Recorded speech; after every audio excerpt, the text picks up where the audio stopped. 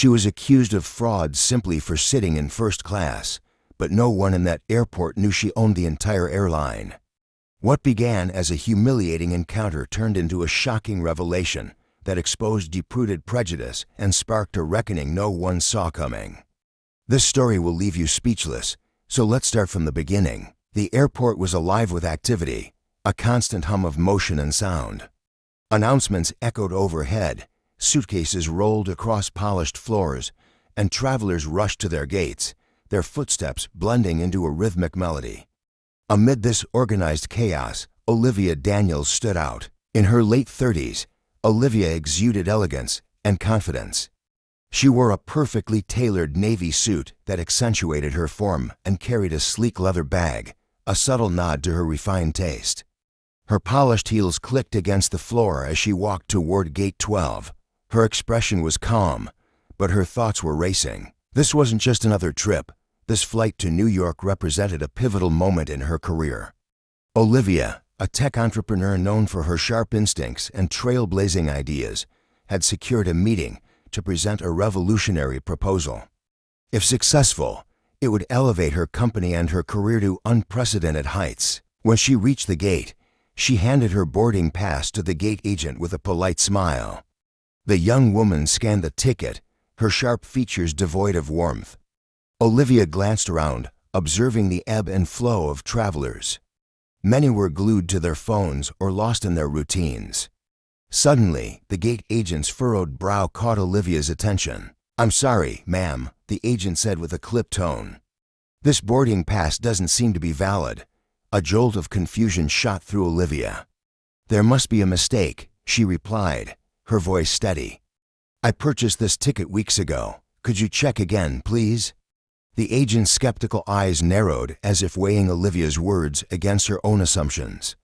"Step aside," she said curtly. "I need to verify some details." Passengers nearby began to murmur, their curious glances darting toward Olivia. Heat rose in her cheeks, but she kept her composure. Within moments, two security guards in dark uniforms approached. Their commanding presence silenced the surrounding chatter. "Ma'am," one of them said in a firm voice, "we've received reports of attempted fraud.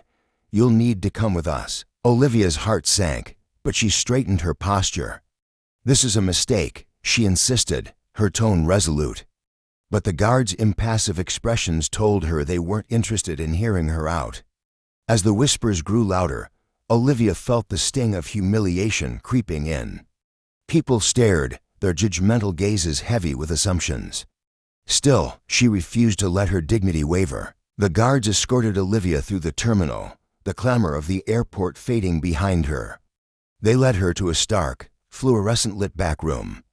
The air felt heavy with authority, and the sterile surroundings amplified her discomfort. "Empty your bag and show us your ID," one guard demanded, his tone cold and mechanical. Olivia complied, her movements deliberate and controlled. From her leather bag, she carefully placed her wallet, documents, and personal items on the metal table. The guards examined each item with detached precision, as though expecting to uncover a hidden confession. Minutes later, the door swung open and Derek, the supervisor, walked in. His demeanor oozed arrogance as he looked Olivia up and down. "We've seen this before," he sneered. "People trying to sneak into first class with fake tickets. Can you even afford this seat?" The insult hit like a slap, but Olivia remained composed.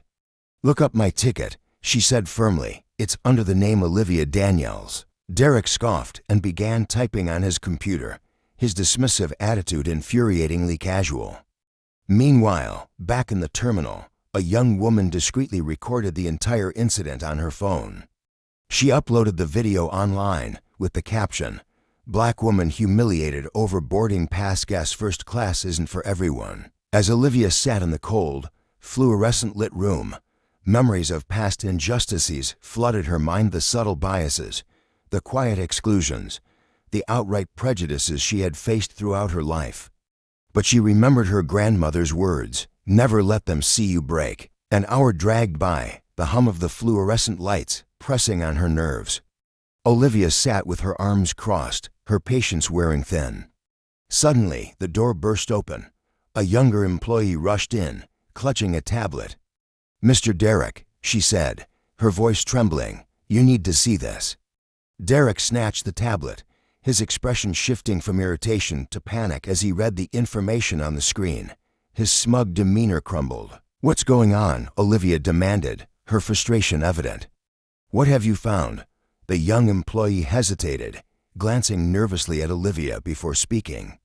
"Miss Daniels," she began, "we've confirmed your identity. You are indeed a first-class passenger." She swallowed hard. "But that's not all. You're also the owner of Sky High Airlines." The room fell silent. The guards exchanged uneasy glances, and Derek's face turned pale. The tablet slipped slightly in his grip as he processed the revelation. Olivia leaned back in her chair, her composure unshaken. "You mean to tell me," she said coolly, "that you detained me and insulted me without verifying basic information, all because of my skin color?" Derek stammered, "Miss Daniels, this was a misunderstanding." "We deeply apologize. A misunderstanding," Olivia shot back. "No, this was systemic bias. How many others have you humiliated today simply because they didn't look like your idea of a first-class passenger?" Meanwhile, the young woman's video was going viral. Viewers condemned the blatant discrimination and praised Olivia's poise.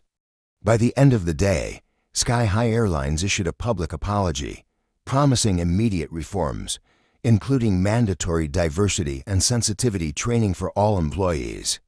Olivia herself led the initiative, determined to create a travel experience free from prejudice. When Olivia finally boarded her flight, the passengers erupted in applause.